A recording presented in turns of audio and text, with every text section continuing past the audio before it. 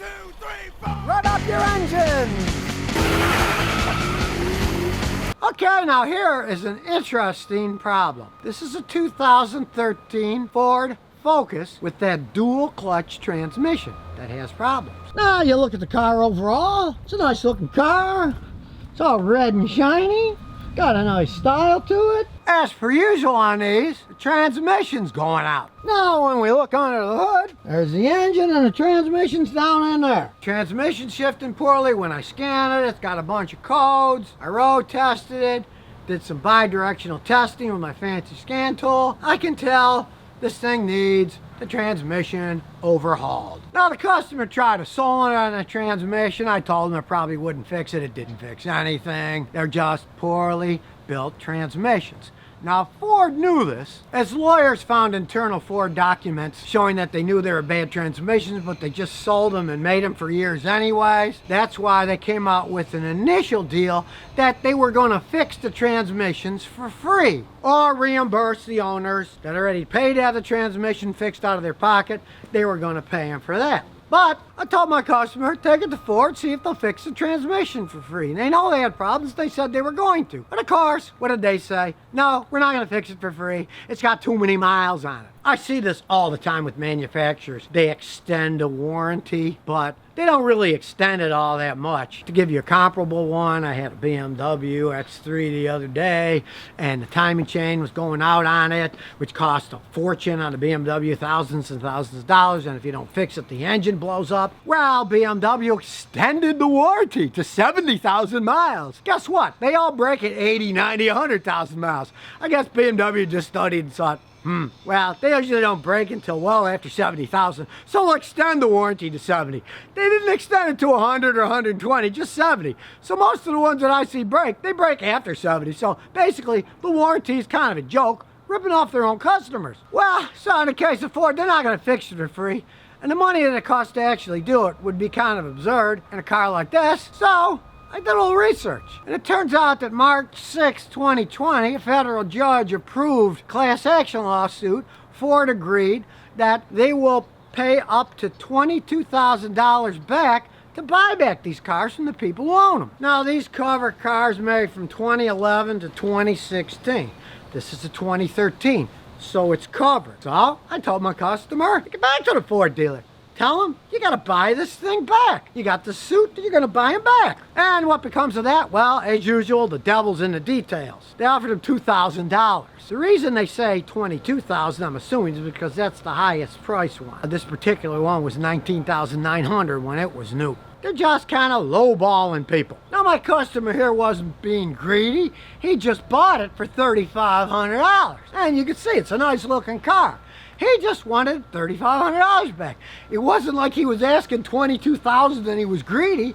He just wanted the money back that he paid for it. It's a nice looking red car. He thought, oh, Ford makes good cars, I'll buy one. No, that dual clutch transmission is going out, like almost every single one of them I see does. So they offered him a whopping $2,000, which he didn't accept. The reason I'm making this video is because I don't think that's fair. He bought a decent looking vehicle. It wasn't like it's a piece of junk with the doors falling off and the paint all peeled and everything. They should have no qualms to give him his $3,500 back for having his car out there that they built with bad transmissions, knowing they were bad, and continued to make them for years and years. The lawyers that were for the plaintiffs here suing Ford, they were decent lawyers. They found these documents that they knew they were selling these things, and they sold them anyways for years. Ford should do the right thing and give him his $3,500 back for the car. To me, it's kind of sad that a company as big as Ford, been making cars all these years, is nitpicking the guy. He bought the car in good faith, think it was a good car. He's not a mechanic. He didn't know anything about these dual clutch transmissions being bad. I mean, if he would have asked me, he'd never met me until last week. If he had met me before he bought it, or if he would have brought it over here, I would have told him not to buy it in the first place, because I would have told him, hey, those things have problems, don't buy it anyways, and if you want me to check it, I will. And when I would have checked it, I would have gotten all these tranny codes, and I would have said, nah, it's going out, don't even think about buying this thing. But he's not a mechanic. He was taken advantage of by a car that wasn't built right. And it's not like he's greedy. He's not asking for $22,000. Heck, I looked it up in Edmunds. They said they're worth between $2,500 and $6,500. And this one is pretty much in the middle. It's not in horrible condition, and it's not in absolute pristine condition for $6,400. And then asking $35,000 that he paid sounds like a fair deal to me. And this is a problem that I see with these settlements all the time. They make this grandiose deal that they're going to spend all this money, and then, man, they nitpick the people who are actually affected by the problem. Shouldn't be that way. Step up to the plate. Give this guy $3,500 back. He's not trying to scam you. He more or less was scammed by a car that had a transmission that they knew had problems, installed, left on the road, and then say, oh, don't worry, we'll fix them, and then say, well, we won't fix it, it has too many miles on it. Let's hope Ford does the right thing and gives him his money back. That is good advertising. Not just making up stories and promising things. After all, they made a settlement. They have to buy this thing back. The only thing that's debatable is how much money are they going to get for it. But as a mechanic and a consumer myself, another thing I wonder about is, what are they going to do with all these Focuses that they buy back that have problems? Are they going to crush them like they did with all the flood cars from Harvey here in Houston? Or are they going to try to sell them back to people? I'd like to know what happens to them myself. I'd love to see what happens to all these that they're buying back.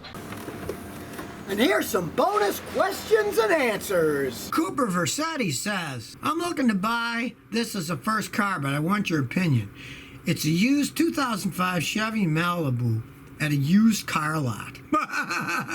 Doesn't even say the mileage on it. No, it's a 15-year-old Malibu. They're very unreliable cars. Don't even think of buying that as a first car. You may give up car driving if you buy that as a first car. What you want to look for? Something like a Toyota Camry, Toyota Corolla, Honda Civic, Honda Accord. Something that's really reliable. And if it's 15 years old, it still could have a lot of life on it. That Malibu being that old, I guarantee it doesn't have much life left in it, regardless of the mileage. They just are not that well made.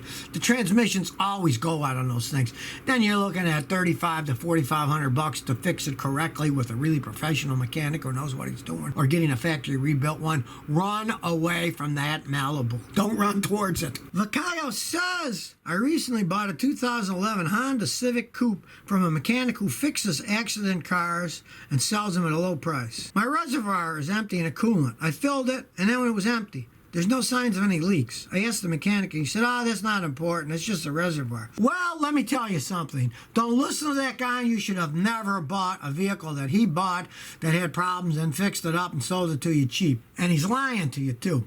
The coolant reservoir is there for a reason. It's a reservoir. When your engine, if it gets a little hot, it spits some into the reservoir, and then when it cools down, it sucks it back in. It's an overflow reservoir. If yours keeps going empty, and yet it's not leaking anywhere, you probably got a head gasket blowing on that Honda, because what happens is the engine will burn coolant, then it will suck the coolant out of the reservoir. If you got to keep adding it to that reservoir, and it's not leaking anywhere, you got a problem. And generally on those Hondas, it means the head gasket's starting to blow. You made a big mistake. Never, ever buy a car from people that flip cars, that buy wrecked cars, and then supposedly fix them great and sell them to you cheaper than the list price in the books. Those guys are almost all crooks. And this guy, not only did he rip you off, but he's lying to you. Any honest mechanic is going to say, you're losing coolant somewhere. And it's not just not important. The reservoir is an important part of the system. Why do you think it's there? Now you know, go back to the guy. And if the head's blown, get your money back from the crook and never deal with him again. Jewy8484 says, Scotty, I'm trying to stock up on motor oil since they're currently on sale. Is there a shelf life for them? Will they go bad? Thanks. Well, they might go bad in a few decades.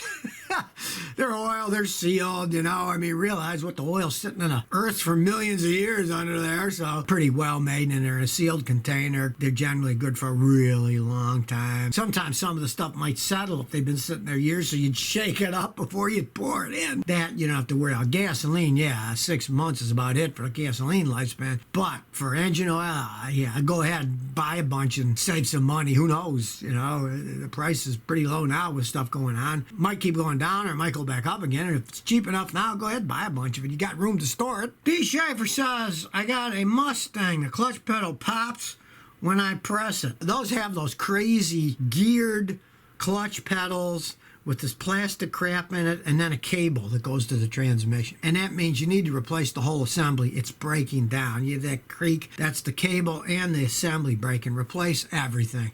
It's a cheap design. They don't use it anymore. It was really a crappy, cheap design. I don't know why they build them like that. I guess because it's cheaper to make them that way, and that's why they made them that way. But stupid little mousetrap assembly on the top and then a cable instead of using hydraulic cylinders. They weren't too cheap on that design, so just replace the whole thing. Don't think about, oh, maybe I'll lubricate it or something. It means it's starting to break down. That's why it's making that popping noise, because those stupid plastic gears are starting to strip and they pop when they go from one gear to the next.